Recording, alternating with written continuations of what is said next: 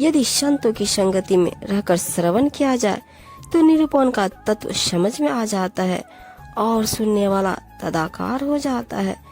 बोध या ज्ञान बढ़ता है, प्रज्ञा उपलब्धि होती है, विश्व के बंधन टूट जाते हैं, विचार की बात समझ में आने लगती है, ज्ञान प्रबल होता है और साधक को उस वस्तु या ब्रह्म की प्राप्ति होती है, सद्बुद्धि उत्पन्न होती है, विवेक जागृत होता है और ईश्वर में मन लगता है, कुसंग छूट जाता है, काम वासना दूर हट जाती है और भय पूरी तरह से नष्ट हो जाता है, मोह नष्ट हो जाता है, स्फूर्ति का प्रकाश होता है और सद वस्तु का निश्चित रूप से भास होने लगता है, गति उत्तम हो जाती है और शांति, निवृत्ति तथा अचल पद की प्राप्ति होती है। श्रवण से बढ़कर सार पदार्थ और कोई नहीं है और उससे सब काम सुधर जाते हैं। इस भव नदी को पार करने का उपाय श्रवण ही है। श्रवण ही भजन का आरंभ है और सब बातों से पहले श्रवण ही होना चाहिए। इससे सब बातें आप से आप हो जाती है। यह बात आपको सबको विदित और प्रत्यक्ष है कि चाहे प्रवृत्ति हो और चाहे निवृत्ति, किसी की प्राप्ति श्रवण के बिना नहीं होती। सभी लोग जानते हैं कि बिना सुने कोई बात जानी नहीं जा सकती। इसलिए सबसे पहला प्रयत्न श्रवण ही है। जो बात जन्म भर कभी सुनी ही ना हो, उसी के संदेह में संदेह होता है। इसलिए इससे बढ़कर और कोई उपाय नहीं है। यूँ तो बहुत से समाधान हैं, पर श्रवण की बराबरी और कोई साधन नहीं कर सकता।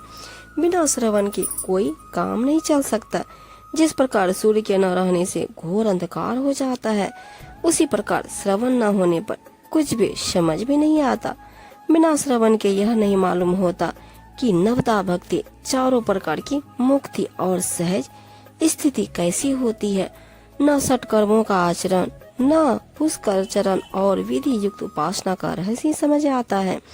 अनेक प्रकार के दानों, तपो, साधनों, योगों और तीर्थाटनों का हाल भी बिना श्रवण के नहीं मालूम होता। अनेक प्रकार की विद्याओं और पिंडों का ज्ञान और अनेक प्रकार के तत्वों, कलाओं और ब्रह्म ज्ञान की बातें भी बिना श्रवण के मालूम नहीं होती। जिस प्रकार तरह तरह की वनस्पतियां एक ही जल से बढ़ती है, सब जीवों की एक ही रस से उत्पत्ति होती है, सब जीव एक ही पृथ्वी, एक ही सूर्य और एक ही वायु से अपना निर्वाह करते हैं। जिस प्रकार सब जीवों के चारों ओर एक ही आकाश है और एक ही पर ब्रह्म में सब जीवों का निवास है, उसी प्रकार समस्त जीवों के लिए एक ही साधन है, वो है श्रवण। इस पृथ्वी में बहुत से देश, भाषाएं और मत है, पर किसी में श्रवण को छोड़कर और कोई साधन नहीं है। श्रवण से ही उपरति होती है। बुद्ध लोग मोक्ष की इच्छा करने लगते हैं और मुमुक्षु लोग साधक बनकर बहुत ही नियम पूर्वक रहने लगते हैं और ये बातें सभी लोग जानते हैं। जब लोग साधकों का बोध हो जाता है तब वे सिद्ध हो जाते हैं। श्रवण का गुण तत्काल देखने में आता है कि खल और चंडाल वे पुण्यशील हो जाते हैं। श्रवण की अगाध महिमा कहीं नहीं जा सकती। इससे दुर्बुद्धि और दुरात्मा लोग भी पुण्यात्मा हो जाते हैं। लोग कहते हैं कि तीर्थों और व्रतों का फल आगे चलकर मिलता है, पर श्रवण की यह बात नहीं है। इसका फल हाथों हाथ मिलता है। अनुभवी जानते हैं कि अनेक प्रकार के रोगों और व्याधियों का जिस प्रकार औषधि से नाश होता है, उसी प्रकार श्रवण भी सिद्ध उपाय है। जब श्रवण का रहस्य समझ में आ जाता है, तभी भाग्य श्री उपलब्धि प्रकट होती है।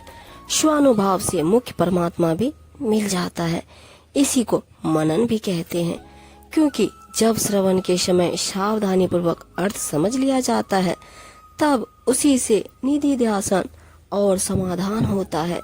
जब कही हुई बात का अर्थ समझ में आ जाता है, तभी तो समाधान होता है और तुरंत मन में निसंदेहता उत्पन्न होती है। जो संदेह जन्मों का मूल है, वह श्रवण से निर्मूल हो जाता है।